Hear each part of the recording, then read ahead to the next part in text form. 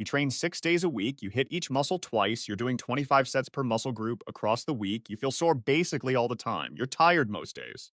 Your sleep is broken from how beaten up your body feels. And you've been doing this for 2 years because every single influencer, every program, every gym culture norm has told you that more is more, that you need to earn your gains, that the people getting bigger than you must be doing more work than you. So you keep adding sets, adding sessions, adding intensity techniques, adding drop sets, rest pause, forced reps, partials. Your training looks like a complete catalog of every advanced technique that exists.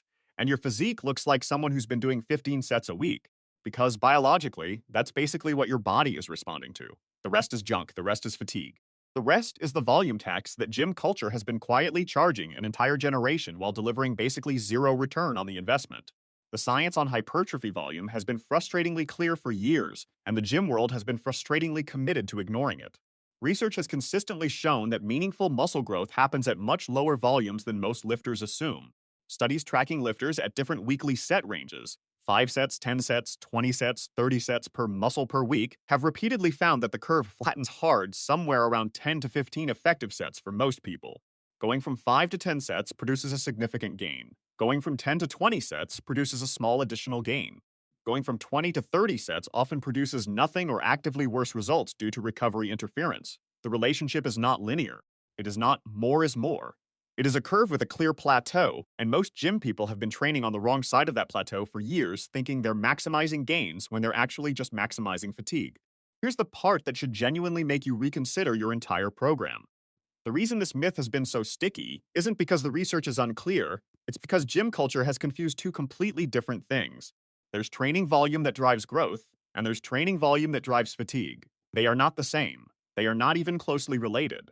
You can do 30 sets in a session and feel absolutely demolished without producing more growth signal than a focused 10-set session would have produced. The pump, the burn, the soreness, these are fatigue markers, not growth markers. Your muscles getting trashed isn't proof that you grew. It's proof that you produced metabolic stress. And while metabolic stress matters, you don't need to drown in it to trigger hypertrophy. The growth signals happens at much lower fatigue levels than the gym world has been claiming for decades. Most lifters have been chasing the feeling of having worked hard instead of the actual stimulus that produces muscle. The concept that's been missing from gym vocabulary is junk volume, sets that produce fatigue without contributing to hypertrophy. A lot of the volume gym people are doing is junk. The last set of an extended drop set, the fifth exercise for a body part that already received 4 solid exercises. The burnout sets at the end of a session when your muscles are already locked in and you're just running yourself into the ground. These sets feel like they're doing something. They are. They're producing fatigue, raising cortisol, eating into your recovery budget, and contributing almost nothing to the muscle growth signal that the first 8 to 12 hard sets already accomplished. Cutting junk volume isn't doing less, it's doing less of the work that wasn't working anyway. And almost every gym person who actually drops their weekly volume by a meaningful amount reports the same thing. They feel better, they recover better, and their gains finally start moving again. So, how much volume do you actually need? The research consistently points to a range, roughly 10 to 20 effective sets per muscle per week for most people, with the optimal number varying based on training experience, recovery capacity, sleep quality, and genetics. Beginners build muscle on shockingly low volumes. Intermediate lifters often optimize around 10 to 15 sets.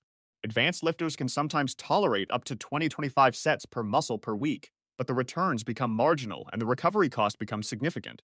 Almost nobody benefits from 30 plus sets per muscle per week. The lifters who appear to handle that kind of volume are usually either genetically gifted, chemically enhanced, or quietly making slower progress than they realize. Real natural recovered hypertrophy responds to a far more moderate dose than gym culture has been claiming. The other piece of this conversation that gym culture has been getting wrong is intensity, specifically, how close to failure you train. Research on proximity to failure has consistently shown that sets taken to within 0 to 3 reps in reserve produce the strongest hypertrophy signal. Sets taken with 5 plus reps left in the tank produce less growth even with comparable volume. This means a lot of gym people are doing the worst possible combination: high volume training where most of the sets are nowhere near failure. They're producing maximum fatigue with suboptimal growth signal. The fix is the opposite of what most programs suggest: fewer sets, closer to failure, better recovery, more growth. The gym world has been telling you to add sets when what your body actually needs is to push the sets you're already doing harder while doing fewer of them. The connection back to the hormones arc is direct and uncomfortable. Excessive training volume elevates cortisol chronically. We covered this in video 7. It tanks testosterone. Video 8 made that clear. It blunts the cortisol awakening response, drops the testosterone to estradiol ratio, and creates the exact hormonal state that prevents muscle growth from happening regardless of training stimulus. The gym person doing 30 sets per muscle per week with 5 hours of sleep is not training harder than the person doing 12 sets per muscle per week with 8 hours of sleep. They are training themselves into a hormonal hole. And then they're adding pre workout, fat burners, and test boosters to dig out of a hole they're still digging deeper every session. Individual variation matters here too. Some lifters genuinely can handle more volume, some need less. Your favorite influencer's program might be totally wrong for your recovery capacity, your genetics, your sleep quality, your stress level. The answer isn't following a famous program religiously. The answer is autoregulation, listening to your body's actual response to volume and adjusting in real time. If your lifts are dropping week to week, your volume is too high.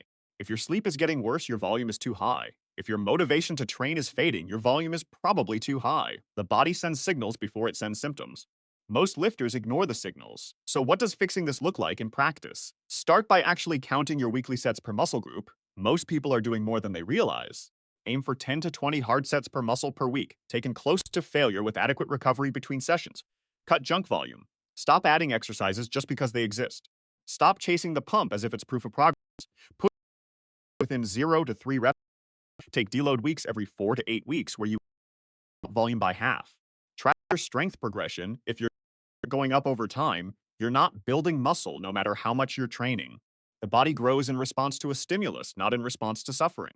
And the lifters who finally figure this out usually grow more in their first 6 months of training smart than they did in their previous 2 years of training hard. Your volume isn't your dedication. Your volume is your problem.